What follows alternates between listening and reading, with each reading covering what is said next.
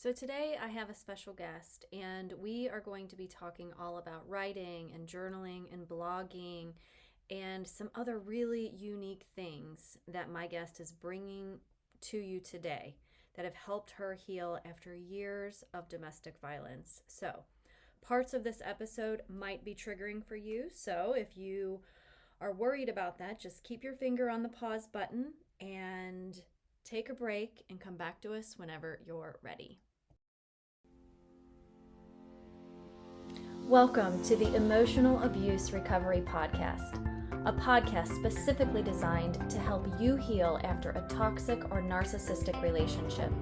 This podcast teaches you to use your subconscious mind to go from feeling stuck to set free. In here, you will learn how to use the power of your own mind to free yourself from emotional pain, move forward with confidence, and experience the inner peace you deserve in your healing journey after emotional abuse. I'm your host and subconscious reprogramming coach, Allison Dagny. So let's get started. Hi, everyone. Thanks for joining the Emotional Abuse Recovery Podcast. I have a special guest here with me today, Laura Moseley. And Laura, I'd love to just hand it right over to you to give you the opportunity to introduce yourself and let everybody know who you are. Okay. Thank you so much, by the way, for having me. I really appreciate it. Yeah, you're welcome. My name is Laura Moseley. I am a survivor of over 23 years of domestic abuse. I'm a federal social services person by day, and the rest of my time, I'm a domestic violence advocate, activist, writer, speaker, and blogger. And one of my main projects right now is a blog that I'm working on that I write on just about every day, and it's cheap therapy for me, and it's also helping other people. So really pleased about that. So yeah, and that is called, I believe it's the DV Walking Wounded. Is that right? It is usually Walking Wounded refers to military, and out of respect for them, not wanting to misrepresent myself at all or take steal any of the offender, I put DV in front of it for domestic violence, because those of us that have experienced any sort of domestic abuse have been fighting battles behind closed doors for ages. So it's dvwalkingwounded.me. I didn't put .com because it's not commercial.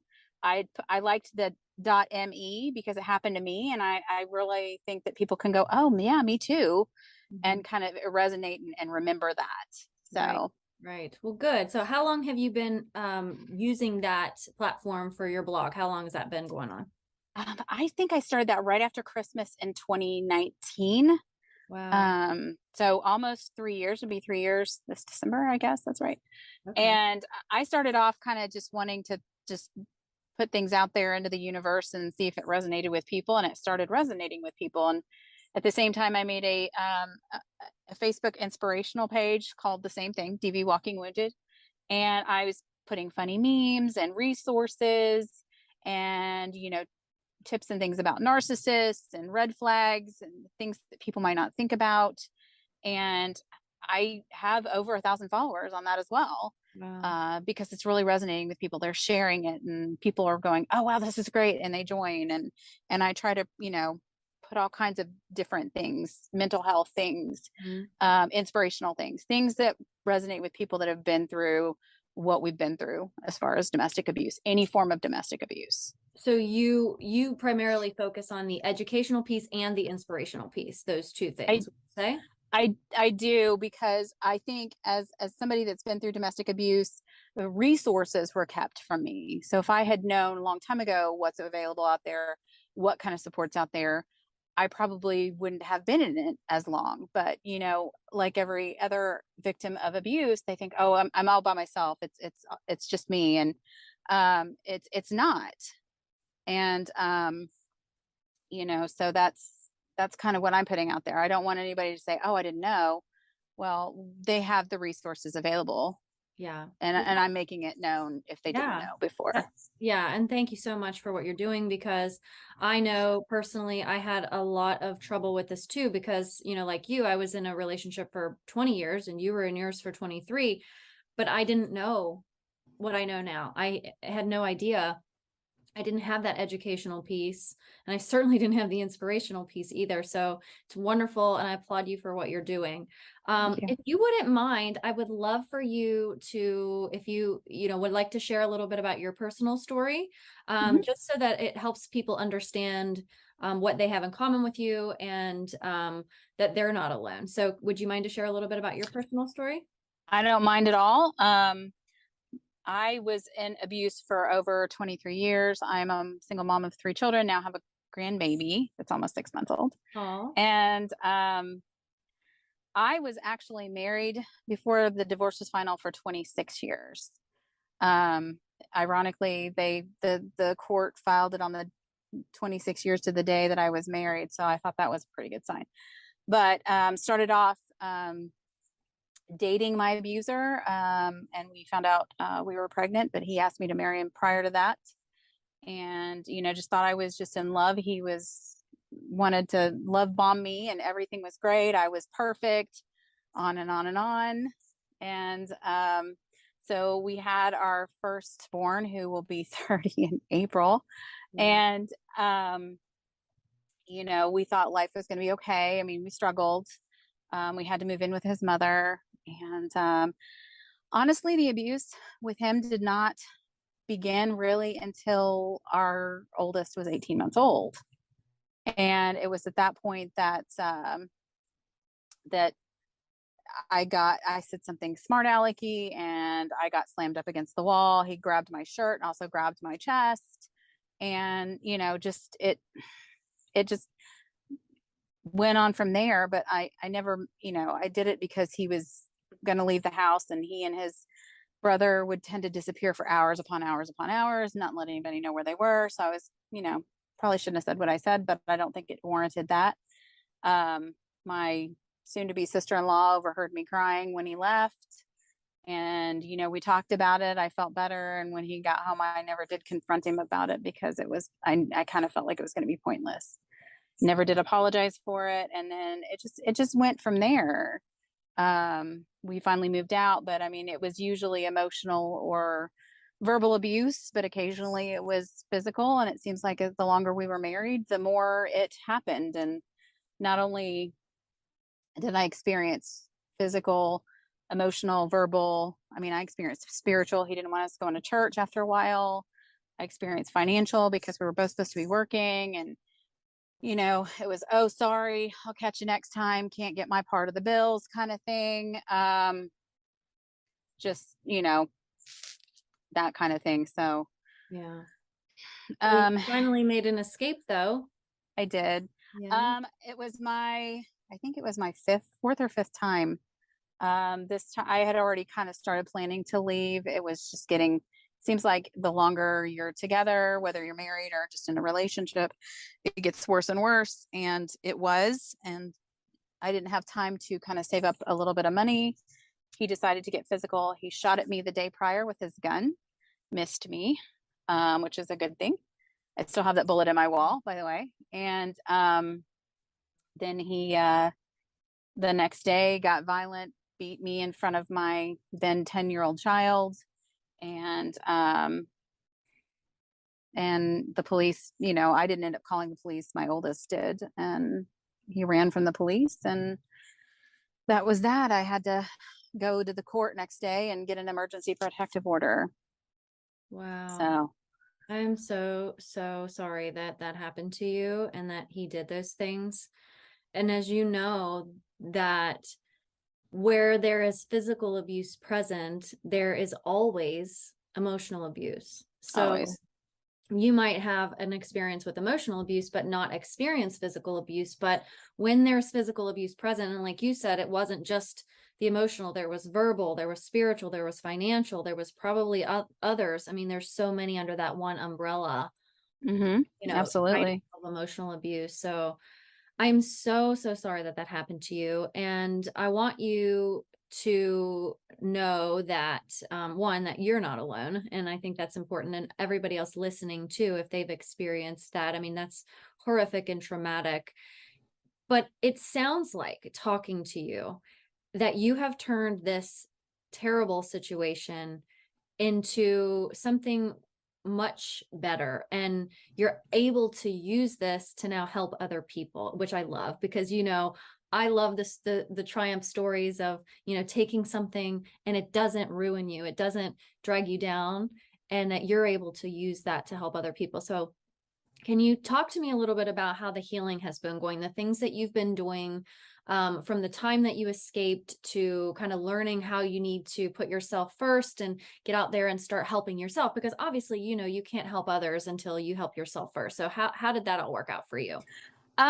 Immediately after, we were given, both my youngest and myself were given therapists, and they were okay. I just wasn't overly, impressed with them. So we switched to a different provider, and they ended up assigning me a male, therapist, and he was great, nice gentleman.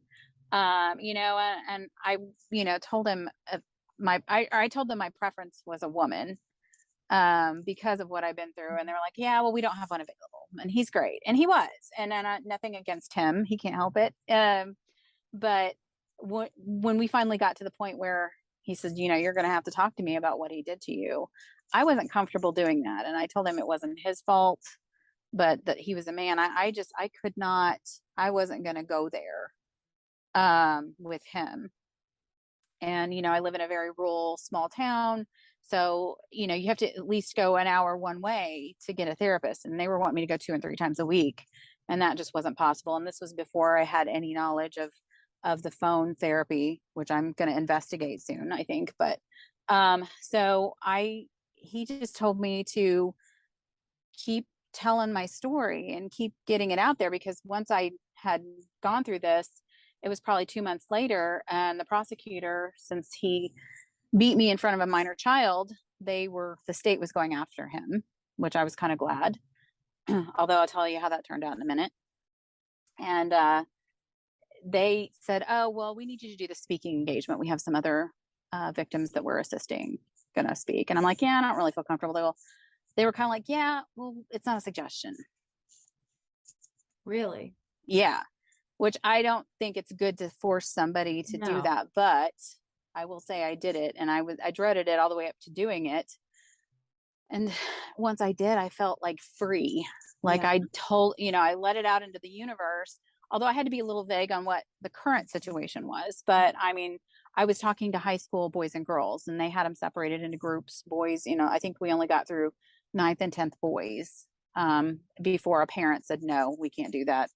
So we had to stop it, which is sad, because I think that's where abuse starts, is with teen dating. But, it was very freeing. So once I went back and had another therapy session, he goes, well, you need to keep telling your story, because the more you tell it, the less it owns you. Yeah. And he's completely right, because I don't stand out on a street corner and say, hey, look at me, I've been abused, let me tell you my story. But if I get to a circumstance where I think it's warranted, if I'm talking to somebody and I'll go, I've been through it too. If you don't want to tell me your story, that's fine, but I can tell you mine. Right. And that usually opens the other person up, which to tell their story, like, oh, yours is like way worse than mine. And I have to say, when people that have been survivors get together and tell the story, it's not a contest. It's not a contest to see who is abused worse, because I've heard some stories that were way worse than mine. And, and that'll lead into something else here in a moment. But what ultimately happened is I kept talking. I started going on podcasts, and I started talking in the community, and it felt better to say it, even, because once you say it out loud, you go, wow, that sounds way worse than it did in my head. Yeah. It's very freeing. And then I've always been a better writer than speaker. Mm-hmm. So I started writing things, and people go, oh yeah, me too. I didn't know that was a thing, and it started, and I have like 1,015 followers now, which is great. I'm excited, but it took 3 years to build that. Yeah. But I want people to say, hey, this person's been there. I read her blog. It's good. Here, check this out and see if it, helps you. Right. I want to build it that way. Yeah. But ultimately my abuser, his, attorney drug it out for 18 months. including the divorce. And I finally had to fire my attorney and say, I want to be divorced. Like yesterday. Yeah. He tried to kill me.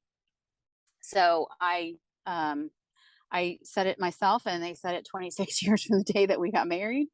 And I thought that was a sign from God. And I went in there representing myself, and he went in there in a wheelchair with his attorney because he's an alcoholic, and he got into a motorcycle wreck after fighting with a girlfriend and drinking.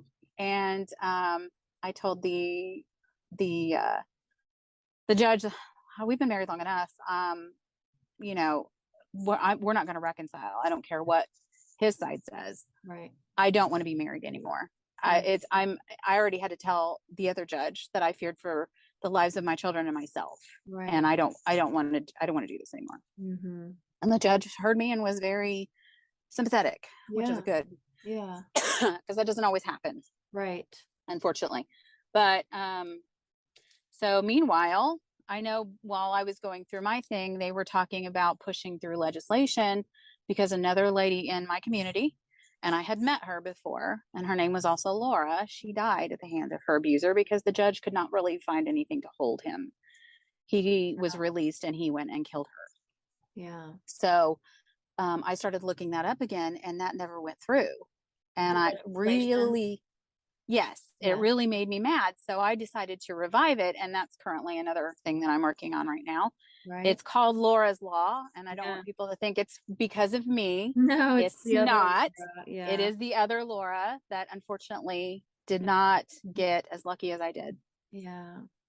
Well, that's amazing. I'm glad you're doing that, and the things that you're doing to help yourself and help other people. So I really want to talk about the stuff that you do in your writing, because you had said, you know, I'm a better writer than I am a speaker, but telling the story is so important. And you know me, because I wrote a book, I believe in telling your story. So now I understand, and I will say this, the caveat, not everybody's ready to tell their story. Not everybody wants to relive the story. I mean, even writing my story, though it was extremely therapeutic, I had to relive lots of things that I had sort of tabled in the back of my mind.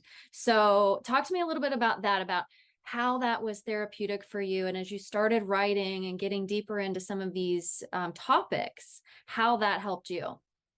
Well, and I applaud you. I read your book. It was great. We're sitting down and writing that.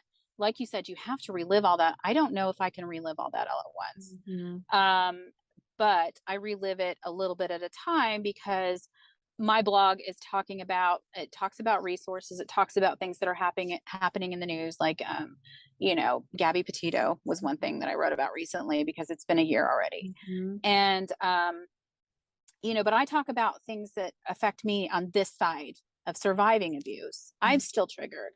I still have to deal with co-parenting with my abuser, and I'm not happy about it. So he makes it difficult, and I talk about where my frame of mind is right now and how I get through it, and I think that's important for people to know. Yeah, you'll never totally 100% escape this person unless you move and change your identity. Right. But one thing that I'm going through right now, our youngest that was 10 at the time, he's about to turn 16, and his dad wants to get him something that sounds really awesome if he was into it. But he's not, and it doesn't matter. He's going to buy him that anyway. And, my whole thing is I won't speak to him over the phone. We only do this over text, because his voice is very triggering to me. If my children are talking to him on the phone, I have to go in the other room, because I cannot, hearing that just makes me sick to my stomach. Yeah. And, I get panicky, like I can't breathe. So that's very frustrating. And I have to get into, I get into like an editorial mode, I guess, on, first I went through this, then I went through these feelings. I want people to know that that's completely normal. Even though I feel, somewhat like a freak sometimes, and I sometimes have to table what I'm writing about in one instance and go write about something else, because I have to think about this more and more. It'll be 5 years this month that I've been away from him. and it's great. I wish we got those little totem chips like they do in AA. It's awesome. But Wouldn't be great. I know I'm thinking of making those up just to hand them out. Purple Yes. ones with a little heart on it. 1 year, 5 years, Yeah. 10 years. But even though it's been 5 years, I'm never totally going to be free of it. I've always got to live with some aspect of it. Mm-hmm. I have a TBI, which is a traumatic brain injury from where I was beaten. Mm-hmm. I have fibromyalgia from where I was tense the whole time. And then your nerves go, yeah, I know you're out of it. You think you're relaxed, but here's this. So there's residual effects. And I want people to know about that. Yeah. But that it's overcomable, and I still struggle financially, but I'm not worried about my physical safety on a daily basis. And even though he said, hey, she can't do it without me, actually I am doing it without him. Yeah. I'm having to be creative about it sometimes, but I'm doing it, and it's doable. And I'm not on, a CEO or anything, but here I am. It's just, good old generic next door Laura. I'm surviving it, and I'm doing okay. And it's so much, it's so worth it. Yeah. Well, I love your outlook, because, you're talking about the things that you have gone through, which were extremely abusive, which were no doubt traumatic, left those residual effects for you, but your outlook and how you see things, like, oh no, he said I couldn't do it, but here I am doing it. And yeah, I have some, difficulties with this or that, but I'm being creative. Like, how did you get to that point? Because a lot of people never get there. And how did you get there? I guess it kind of coincided with the other Laura's story. She and I led parallel lives, and I had met her at 4-H. She was a 4-H parent as well. My daughter showed dogs. They did the dog agility and things, and she seemed very nice. She was very quiet, kept to herself, was reading a book. I had no idea what she was going through, because I was going through the same thing, and I was sitting the same way, except I had a very young child that was trying to get into everything and pet every dog, so I was having to get onto him. But she just sat there very stoically, and we were sitting there in tandem, having the same Experience. same issues. Yeah. And we had no idea. And I wish I had been able to make friends with her. Yeah. But then I think losing her would have been all the worse. And I just can't even imagine. And what prompted that, I guess, and I, of course, always loved the question, what did you do to deserve that? And, mm-hmm. But I had somebody go, oh, you didn't deserve that. But what you lived, but what can you do about it? Right. Mm-hmm. And it started thinking, and I'm one of these classic overthinkers. And I'm thinking, what can I do about that? You can write about all the things in the world, but what really changes things, besides changing people's ways of thinking and whatnot, is laws. So I'm thinking, well, I live in a digital age. I got Google, I got this. Let's see if I can look this up and see if I can figure out how to do this, because I don't think this bill needs to die. Otherwise her life could have been in vain. Mm-hmm. And I don't want to see that happen. So that's kind of given me some purpose too, but then again, it's also, there's some survivor guilt there. Same situation. She died and I didn't. Right. Why did I survive? Well, I'm not going to sit here and question that too much. I'm going to see if I can utilize that and do something positive with it. And not just for me, because, I ran the gauntlet too, not quite like she did, because she did everything I did. Right. Protective order. Every time he violated, she reported it, all of it. And that's what I did too. And I kept wondering, am I going to die? Mm-hmm. Because we had the same judge. Yeah. Oh God. So I know. And that's part of I will say part of my motivation was her, and I owe her a lot. She shouldn't have had to pay for that with her life, but it is what it is, unfortunately. And I've tried to contact her family to see if they mind if I do this, and I've never gotten a response, unfortunately. I did learn that her daughter, not this past summer, the summer that just passed, but the summer prior at 4-H, her boyfriend at the time proposed. And I think that's awesome. I was trying to contact her, but unfortunately she doesn't have either her mother or her father to stand with her. Yeah. And that's, to me, probably a happy occasion for her, but also a bittersweet one. For sure. So I don't know. I kind of utilized the other Laura to kind of help assist me with kind of going forward. I mean, Yeah. and we're kind of at a stalemate right now. It did not go through this time either. I'm sad to report.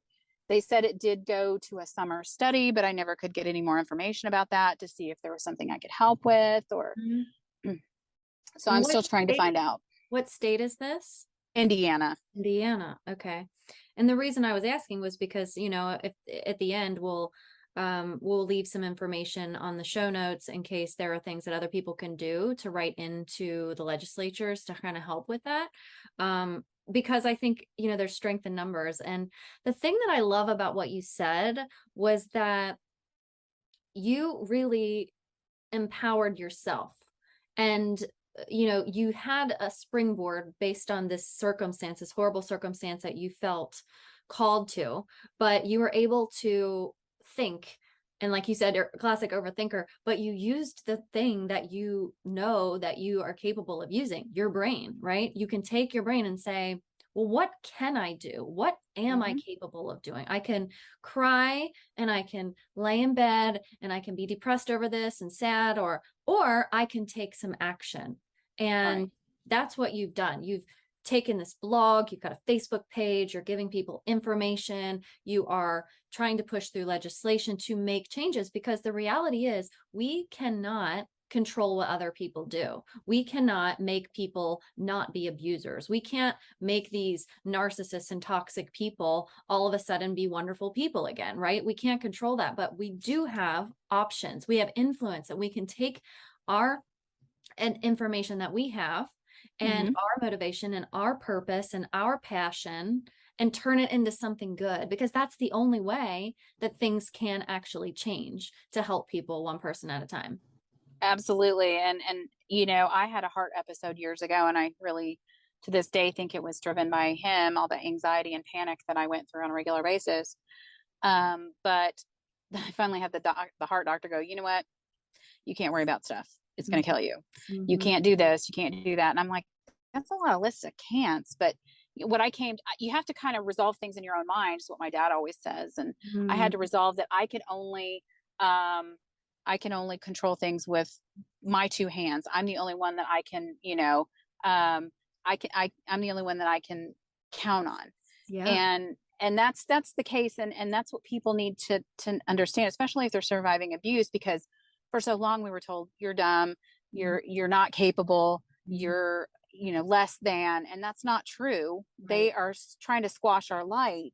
Right. Because before that, that's what he supposedly loved about me. I was smart, I was witty, I was clever and original, and I can be that again because he did see it before. Yes. And I was the one that didn't see it any longer.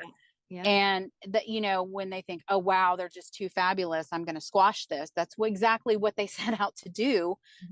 They're going to control it to the point where I jokingly say I became a fembot, or a feminine zombie, but that's what I became, because being numb, I knew how to do that. And that was protective. Yeah. And now, and in that, what makes surviving all scary is now you get all these emotions and stuff before that you squash down. It doesn't matter. You're going to have to deal with it at one point or another. And once you come to terms with that, you've freed yourself. Yeah. And a lot of people don't realize that. And that's what they're scared of. Yeah. I completely agree. So because, what you're doing, I really admire, and I think it can be super helpful, not only for people to read the stuff that you wrote, but to tell their own stories. Absolutely. I know a lot of people have fear about telling their stories. Like, I use a pseudonym. I don't show my face on social media or anything because I'm trying to protect myself and my kids. And I don't want to get dragged into legal situations and stuff like that. And in most people's cases, you don't always have to do that. Like, you can write a blog, or you could even just write in your journal, to get it out. So for people who aren't writers, for people who maybe don't even like to write or think they're not good at it, but still maybe want to try it, what would you say to those kinds of people? I would say start with a journal. And they even make formal ones where you can fill it in. And then eventually you go, well, this is boring. I think I can do better than that. I know I get there.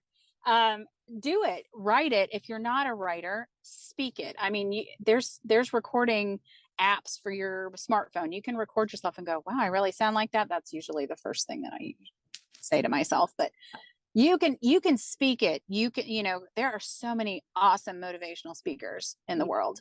And if you're not a writer, but I know a lot of people go, oh, speaking. Well, you know what? Until you get out of your comfort zone on just about everything, when you've survived abuse, you really don't grow until you start getting agitated.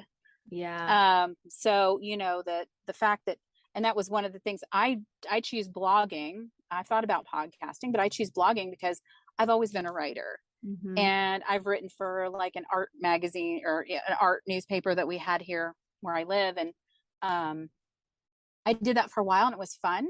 And then, okay, I was having way too much fun and I was interviewing people and that was a no-no. So he didn't allow me to write anymore. And I love to write. If I want to get up at 2 a.m. and write something, I can do that. It's great. Yeah. Before, even if I kept a journal or a diary, he'd end up reading it. And I don't want my personal thoughts read. I'm not ashamed of what that I think and what I say. But I mean, I understand where you're coming from too, because I changed my name back to my maiden name. Mm-hmm. And that's fine because, just I had too much negative connotation going on with my married name and I wasn't married to him anymore. So, and at first I didn't because our youngest was so little and he didn't want me to. Now that he's almost an adult, I said, Mommy's going to change her name. Is that okay? And he's like, yeah, go for it. Yeah. So, I was doing it to protect him, but he's fine with it now. And I just, it's weird going back to a name that you hadn't used in almost 30 years and getting back into writing that. It's so different, but I'm pretty much there now. I was born with that name. So it's freeing to take it back. I feel like at least it is. It is. And then, honestly, I don't ever mention my abuser by his name.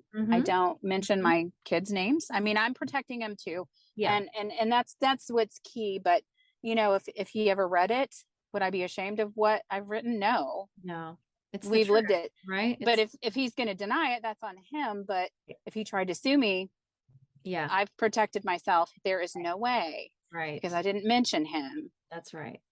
Or where he lives now or whatever. And it's 3 states away, which is great. So, well, it's just, people have to do what they're comfortable with. Yeah. So if they want to try their hand at writing, a journal is always a great place to start. Yeah, I agree. Well, and there's a thing on, Google Docs where there's a tool under the tools and it's a little microphone tool. So you can just tap it and you can actually just speak. So if you're not someone who actually likes to type or doesn't like to put pen to paper, but you could sit there and talk to whoever you would for hours and hours on end, you can do that, and then it just puts it all into written format for you. And like you said, there are apps and things that do that as well, but that's just another way around it. If you want to get your story out there to, tell people what's happened and give people support, education, and inspiration, you can do that, put it in a blog format, or you could write a book about it, or you could just keep it for yourself, just absolutely. A lot of times just airing that stuff out, getting it out there is so helpful because a lot of times we bottle it up, we hold it inside. And then, when you actually start to tell someone your story, like you said, sometimes people look at you like you've got 3 heads, and you're like, wait a minute, that must be worse than what I ever thought it was. You don't realize how crazy it sounds until you actually start telling people your story. So I think it's important. I really do. What do you feel like is the most important part of healing after a situation like this when it comes to either the education, the inspirational piece, the changing of laws? Like, what are you most aligned with? What do you feel like is most important? I feel like, and we have to do this in just about every situation where we're human, and I understand that, but you have to do what's good for your healing. You can't compare what you went through with somebody else. You can't compare what they're doing with what you're doing. You have to do what's best for you, because at the end of the day, you're the only one you can rely on, and you're the one that you go to bed with every night. Yeah. So, I do what's, what works for me. People might think is weird. I mean, I've discovered blackout poetry, and people are What's like, that? that's Tell us about what's that. okay. So I do this on occasion. I will print off like where they have excerpts, like out of one of them was a 1950s women's magazine about how to be submissive to your husband. Mm-hmm. So you black out the parts, and I always start with a pencil. So I mark through and I circle what I want to keep in that scenario. And then then you black it out with a marker, the stuff you've crossed out. And then it creates its own little story. Really? Yes. That's And really I did a blog post about it, and it's so much fun. Of course, my boyfriend thinks it's very strange, but are your blog posts titled certain things? Like, do you title them? I do. I try to be zany and witty, and I don't know, Yeah. sometimes people don't get it, but I did one on blackout poetry, and it was so much fun. Anytime people are on there, so what do you do for self-care? I'll go, I started doing blackout poetry. I mean, you can buy an old book from Goodwill That and is so do that. cool. I have never heard of that. But that's fun. Yeah, That's like and a healing tool people don't realize they can use. right, because he wanted to edit me for so long, so I'm going to edit somebody else, Yes. especially like I did, like I said, the excerpts from women's magazines from the 1950s. Be submissive to your husband, always look pretty, don't tell him about your day when he gets home. And I'm like, you have got to put your lipstick on and exactly makeup before they walk in the door. and or I found one on abortion, and I saved this article, and unfortunately my boyfriend threw it away because I was going to make it, because some people get real detailed with it. They'll kind of draw a picture in it and black it out, so what's inside the picture. And I thought about making, like, it was about abortion. I thought about making like an embryo, if I could make that sort of happen. Mm-hmm. And just to make it artsy and hang it up for me. Mm-hmm. I don't care about what anybody else thinks. I'm doing what's good for me. Mm-hmm. So it makes it I just like doing things that are different and out of the ordinary, and I don't want to be like everybody else. Yeah. I'm not trying to be a basic biatch. I love that. I love that you have this independent mindset too. Like, one, you have a really positive outlook, but you have this independent mindset of, look, do you, I'll do me. Like, I need to heal doing my blackout poetry and writing my blog. And if you don't want to do that, then don't do that. If your healing is going on long hikes and kayaking or whatever, like, that's great. Like, do what makes you happy. And that's a big part of healing too, is a lot of people don't know what they like. They don't know what they want. So I like that you were able to bring us a tool like that, because a lot of people have no idea that. I didn't even know that was a thing, and I'm going to try it, because I actually I have one of the old Emily Post original books that I got from a book sale at the library. It was like a quarter. Okay. And it's real thick, but it has all the etiquette stuff in it, like how we should behave and how we should act. And that's a piece of history. Oh, so yeah. I would just photocopy it. Oh yeah, I'm not going to actually write in it. Yeah. But well, and it's funny the way I found out about this, and it didn't dawn on me until years later. I was a teacher at a juvenile correctional facility. I was the technology teacher. She was a English teacher, and we're all the time trying to do new things because these teenage girls are incarcerated. So of course we didn't have the internet really. So we had to do interesting things. And she was talking about poetry, and she goes, Laura, I could see their eyes glazing over. So I'm going to try something different. So she goes home over the weekend, finds this and brings it in. And I'm like, this is the coolest thing ever. Mm-hmm. I said, where did you find this? She goes, this is a thing. Did you know it was a thing? And I said, no. And I didn't think about it until I saw something on the internet. It recommended something, and there was this blackout poetry thing next to it. I was like, oh yeah. So I started doing it because it's very freeing, because you're destroying something that has one meaning and you're giving it your own. And that's what we have to do with, surviving abuse. Yeah. So, destruction, I have to say, anytime I've ever been to the dump and I've had to throw things against the wall of the trash compactor, destruction is so freeing. Yeah. That's why they have those anger rooms.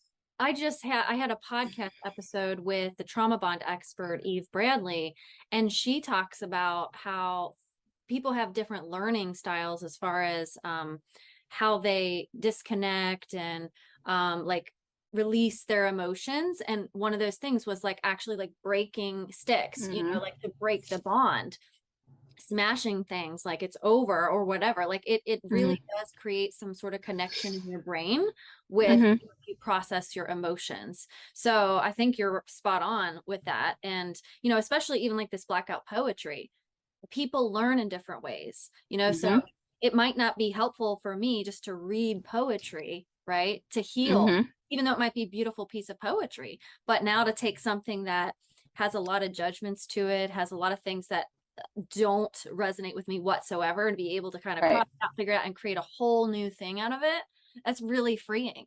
That's really cool. Absolutely. I would love for you to like do a video, like to show the original poetry, like to like on a video, and then show how you would do that. Like, okay, I'm taking this part out, I'm taking that part out. Okay. A tutorial. I think that would be really cool. I don't know if you could like upload something like that onto your blog. It would be more of like a video blog, I guess, or Right. that And point. I thought about doing more Yeah. videos, Yeah. just because, you know, I kind of just, that's what I did. I looked at other videos once I realized this, and there's different ways of doing it, and you can use the newspaper, you can use books, magazines, anything slick doesn't really work that well. Yeah. So I mean, there's different ways of doing it. I definitely wouldn't mind that. I showed the before and after on the one blog post that I did. I need to do more of it. It's just so much fun. And you know, one of the things too, you were talking about if somebody wanted to start writing, another free, because they have those anger rooms. Have you heard of those, where you can go in and break stuff? You pay to break stuff, which I don't know if I agree with that part. I can break my own stuff. Yeah. But I found a letter where I had written an apology to him. You know, when you start cleaning out your stuff, and cleaning out is another excellent way of freeing yourself. Yes. I found an apology letter that I wrote to him when we had parted, as far as before, not the final time. And I took my trash can and I set that sucker on fire. Yeah. I burnt that because there is no way I was doing it just to try and keep the peace. I do not feel like that anymore. And I set it on fire. You can write a journal entry or a goodbye letter to that person and burn it or throw it away, shred it, whatever works for you. And it's very freeing because it's symbolic. Yeah, I agree. I found some old emails that we had exchanged back and forth, and I couldn't believe the things that I had written in those emails. I should pull those out, print them off, and burn them in my backyard. And the other thing, be safe where you're doing it. Don't set the woods on fire. Yeah, do it or your house. Place. Yeah, like be safe when you're doing it. But yeah, those are really, really important tools that people don't realize can actually have a huge impact on our healing. You know, we're talking about the writing, but now we can also talk about, we could write and then we can release it. And that can be extremely helpful too. And nobody ever has to read it. No. So if you want to write it down and set it on fire or shred it or whatever, you can do that. You absolutely have the right. Nobody has to read it. Exactly.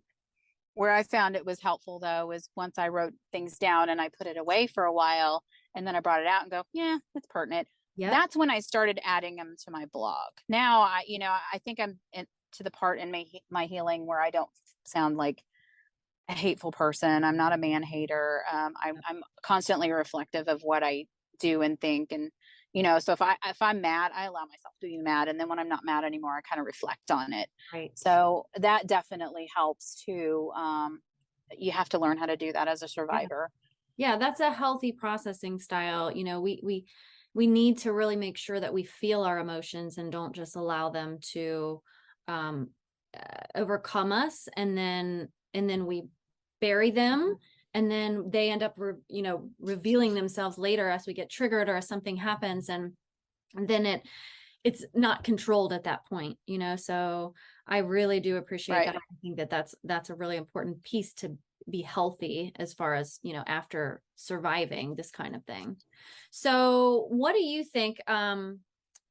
What I love to do, because as we're getting close on time here, I love to ask people this question near the end of my interview. So what is one thing that most people don't know about you that you could share? Let's see. I mean, you know, it's funny is the longer I've been a survivor, the more people ask stuff, and I'll go, I just rattle it off of, what I'm thinking. I don't, my filter's broken, I guess. When I was in high school, I participated in the Rocky Horror Picture Show. It was so much fun. Really?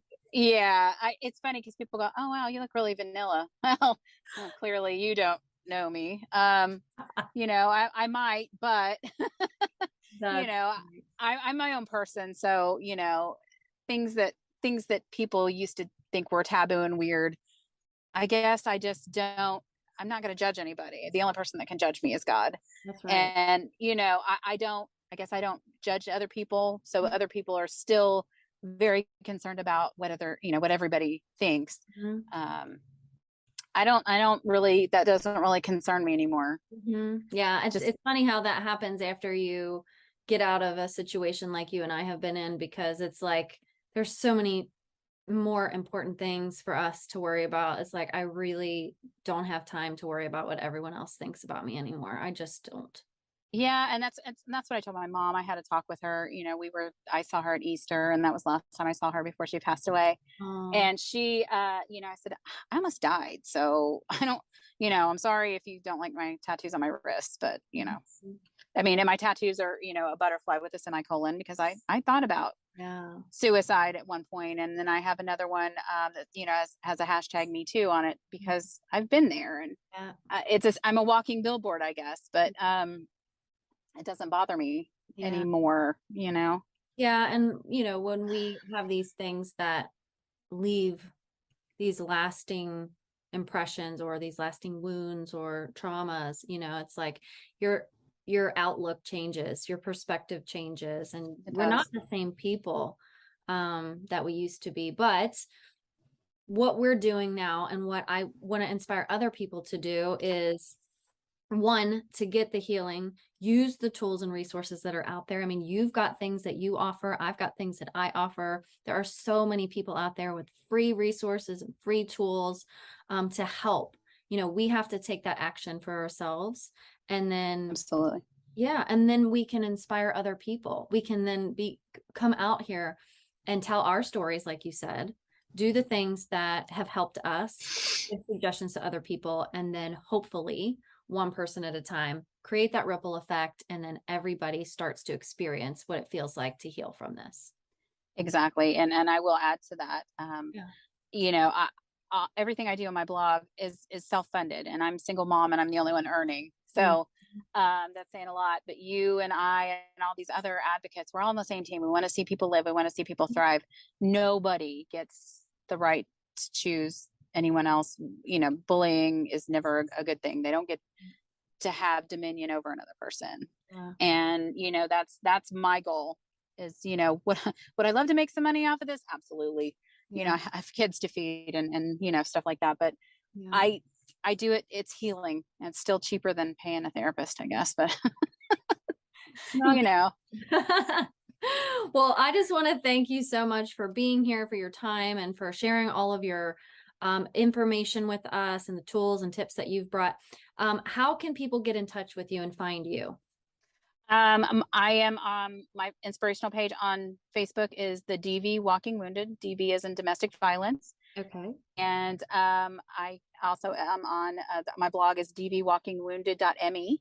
Okay. And that's the main source of getting a hold of me. Okay. And you're on Facebook, so people can find you on Facebook. Okay. I am. All right. Well, thank you so very much. And if you would check the show notes on this episode so that you can find Laura, get in touch with her, read some of her blog posts and resources, and then connect with her, especially if you're in Indiana, because maybe we can help kind of band together some audience members to help with the legislation piece that you're working on, and maybe make some real change. Absolutely. Well, thank you so much for having me again. Awesome. I appreciate it. All right. Have a great day. Thank you for being here with me today in the Emotional Abuse Recovery Podcast. I hope you found value here with me. If this podcast episode was helpful to you, I'd love for you to hit subscribe and leave me a review. My goal is to help you go from feeling stuck to set free. You can find me on Instagram and Facebook, and you can check out whentearsleavescars.com for more resources and information to help you with your own emotional abuse recovery. Until next time, here's to believing in